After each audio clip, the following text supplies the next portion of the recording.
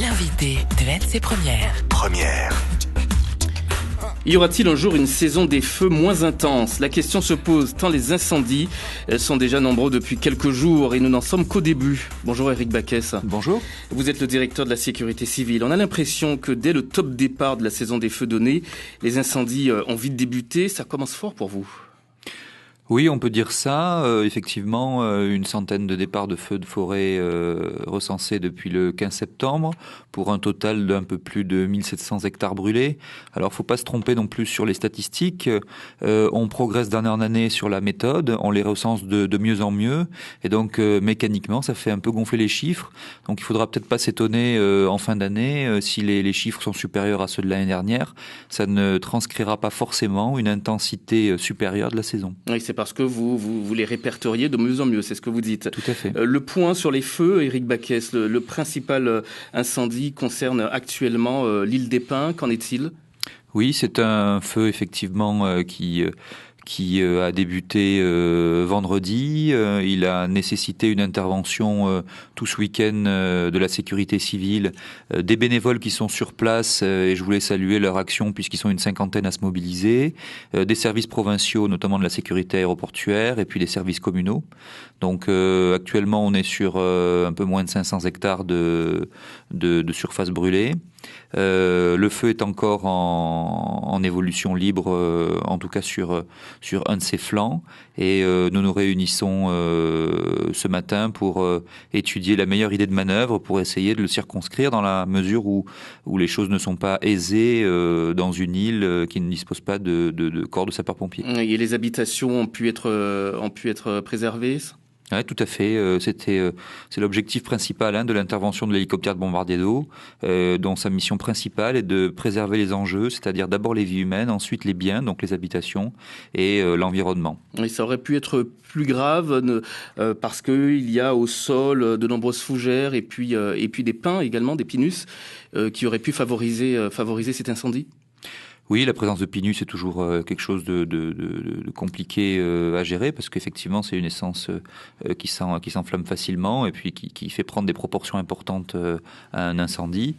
Pour autant, en l'espèce et dans le cas présent, il n'y a pas la présence de pinus n'a pas été plus problématique que cela puisque le feu est visiblement resté tapi en fond de sol. Le vent faible vous a quand même aidé pour ce feu. Tout à fait, et c'est pour ça qu'il a probablement pas pris de dimension spectaculaire, même si le vent s'est renforcé dimanche. Oui, la coopération entre les équipes locales et celle de la sécurité civile, c'est une nouvelle façon de faire, plus efficace ?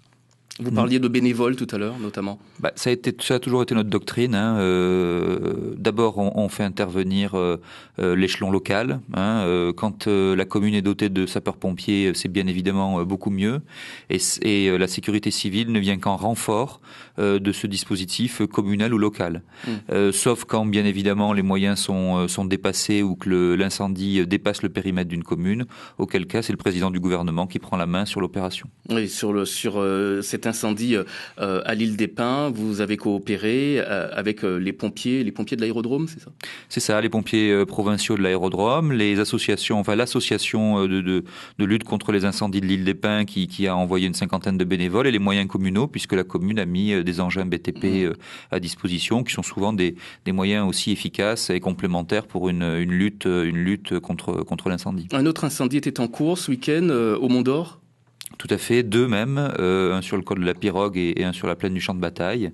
Donc là aussi, en soutien aux moyens communaux qui étaient engagés, donc la sécurité civile a engagé à chaque fois une unité, c'est-à-dire deux engins et une dizaine d'hommes pour venir soutenir les pompiers communaux sur le terrain. Oui, et pour l'instant, pas d'autres incendies à part ceux du Mont d'Or et ceux de l'île des Pins. Un incendie à Yaté d'une vingtaine d'hectares et puis des petits incendies qui ont éclos dans l'intérieur mais qui ont été rapidement maîtrisés par les pompiers locaux. Votre directeur adjoint de la sécurité civile, Danilo Guépy, le dit régulièrement, ce sont des incendies qui sont dus à la main de l'homme. Ce sont donc des incendies qui pourraient être évitables.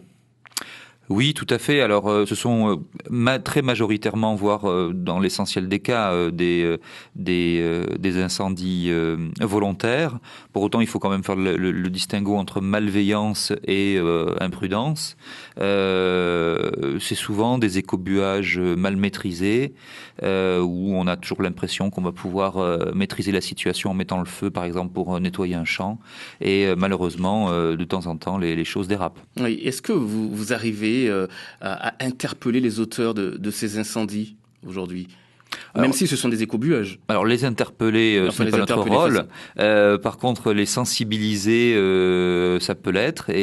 C'est-à-dire qu'aujourd'hui, un auteur d'écobuage ne risque rien, même si il provoque cet incendie de façon entre guillemets involontaire. Ah non, j'ai pas dit ça. Je disais simplement que c'était pas le rôle de la sécurité civile que d'interpeller. C'est le rôle des forces de l'ordre. Si, bien sûr, le commettant d'un écobuage mal maîtrisé risque un certain nombre de peines, qui sont des peines délictuelles, ou de la contravention, ou même des peines de prison.